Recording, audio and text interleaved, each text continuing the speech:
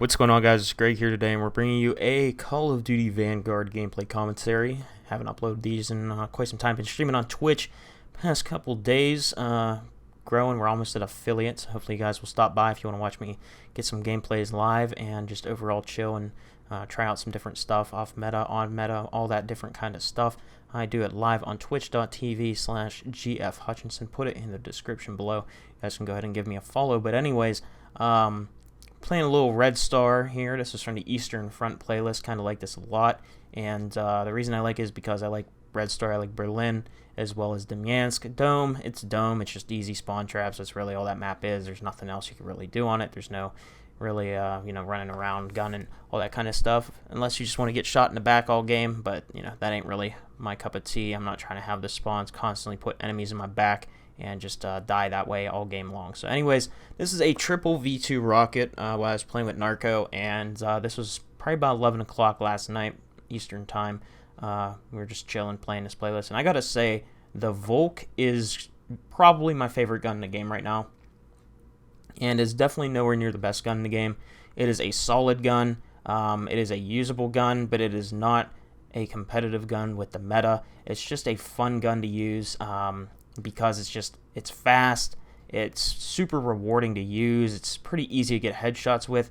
If there is something that this gun reminds me of, it's Modern Warfare's M13, and the reason I say this is because the M13 was regarded as the aimbot gun because it had pretty much decently easy to control recoil, but it dealt low damage, and where it really shined was if you hit headshots, and that's how this gun is.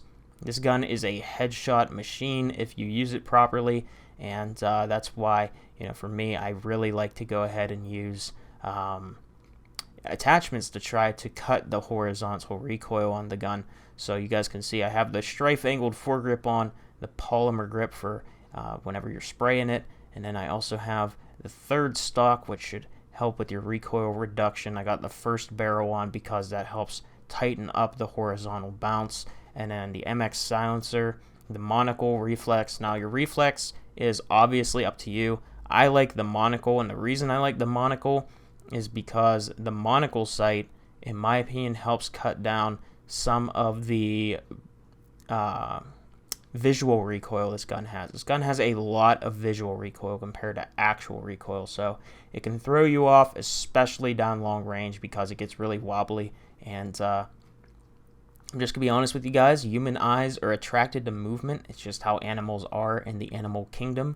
They see movement, it catches their eye, so if your sight is shaking, it's going to throw you off because you're going to be trying to figure out, okay, which direction is my recoil going, but it's actually not going in that direction, it's just visual, and it's going to throw you off. So for me, that's why I don't use the slate on this gun. It's all personal preference. Again, you might use slate, you might find it that it doesn't bother you at all. Go ahead, try it out, but for me, the monocle, me and the monocle on this gun, we just vibe, all right? We're good friends, and that's the reason I like to use the monocle sight on this gun. As for the other attachments, I don't use a mag because I just don't find a mag useful on this gun, because if you're trying to sprint around, if you try to extend your magazine, you're going to have to use a drum mag, and whenever you super sprint or attack sprint, whatever you want to call it, the mag comes up in front of your face, and I don't like that. It blocks off your sight. You can't see. So that's why I just run the 30-round mag, and if I die, I die. It is what it is, but I enjoy running the 30-round mag for that reason. I also don't like to use the damage mags because this gun has higher visual recoil. I just want to make sure that I know where my bullets will be going. And the damage mag, it's very powerful, but it makes the gun less versatile for long range because it's going to have a lot more horizontal recoil, and this gun has quite a bit of horizontal recoil. So yeah, I don't really recommend the damage mags unless you're trying to just dominate your enemies up close to somewhat medium range. Now, I also have Gung Ho on because this is a gun that excels off agility, and if you don't know, Gung Ho has a 0 millisecond sprint to fire time.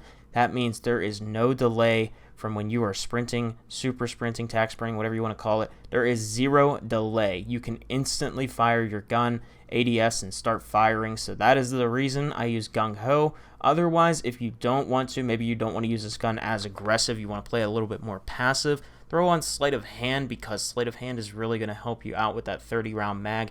And if you don't want to run sleight of hand, then Perfectionist is the last one I'll recommend, because Perfectionist will decrease the gun's horizontal and vertical recoil, but in return you will flinch a lot more when shot at, so you have to kind of pick and choose your targets a little bit smarter if you're going to use that attachment.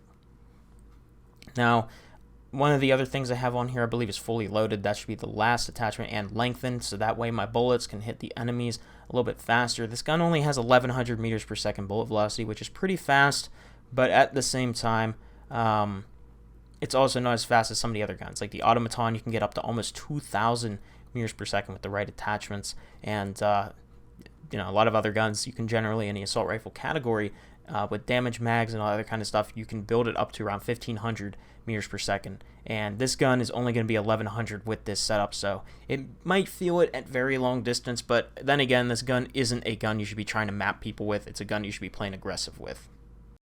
So as for some tips on this gun and what I will recommend, how you play, like I said, it's all about aggression. It's all about cameraing your enemies, hitting those slide cancels, hitting those jumps around corners, those B-hops, all that kind of stuff. This is a movement gun. This is not a gun you want to sit back and camp with and just look at your enemies. This is a gun that you want to be going crazy with your movement. You want to be making sure that you are flexing your movement to the point where the enemies are probably going to be thinking that you're some kind of crack addict, right? Like, that's what we're trying to make our enemies think here when we are using this gun, all right?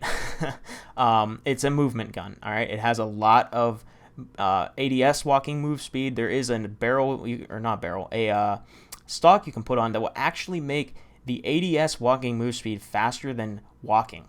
It's like 11.1 mph, and then if you use just like regular walking, it's like 10.8. So you can actually make this gun very, very good for strafing up in close quarters gunfights, which can definitely throw your enemies off because you will be moving at full speed while you're strafing with specific builds on this gun, which is very good. It almost makes this kind of like a sub. But for me, I don't like that kind of movement speed just because it feels a little bit too fast, and I play on a lower sense, so sometimes it's a little hard to keep up. This setup right here, though, feels pretty much perfect for me. We're on Red Star here. This is a longer range map. I wasn't really expecting to get a gameplay with the Volkssturmgewehr on Red Star, but here we are. I ended up getting a triple V2 rocket with it. I just ended up finding one of those lobbies, you know, lucky lobby, through thick and thin of the playlists and SBMM or whatever you want to call it.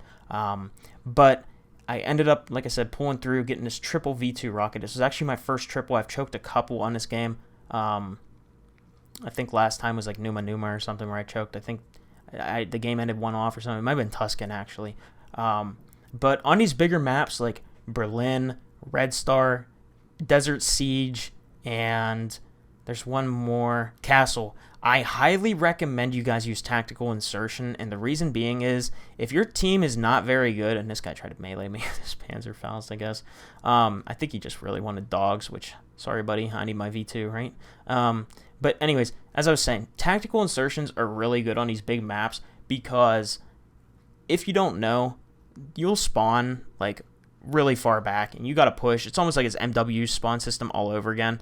And yeah, tac insert will help you so much get back in the action. But anyways, I'll see you guys all in the next one. Have a great day. Peace out.